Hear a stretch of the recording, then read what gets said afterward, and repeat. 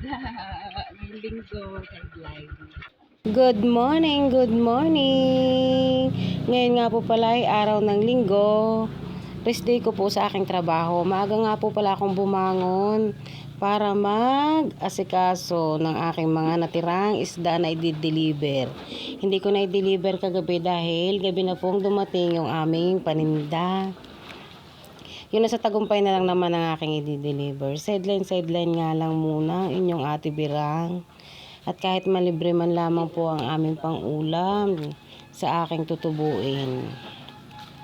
Ay, sa sobrang hirap ng buhay ngayon, dito at sobrang mahal ang bilihin ako. Bago mababa pa ang sahod, ay naku, wag nang mahiya. O wag mong ikahiya kung anong trabaho meron ka, pinagkakitaan. Tagalinis man yan o nagbibinta ka lang. Mas lalo ka pa nga dapat ganahan at hangaan. Dahil sa abilidad na meron ka, hindi kagaya ng iba talaga naman. Naghihintay na lang sa iabot ng asawa. Hindi naman lahat. Baka kasi may matamaan na naman ako. Bari-bari. Joke lang. Sa dami nagugutom ngayon na tao sa buong mundo.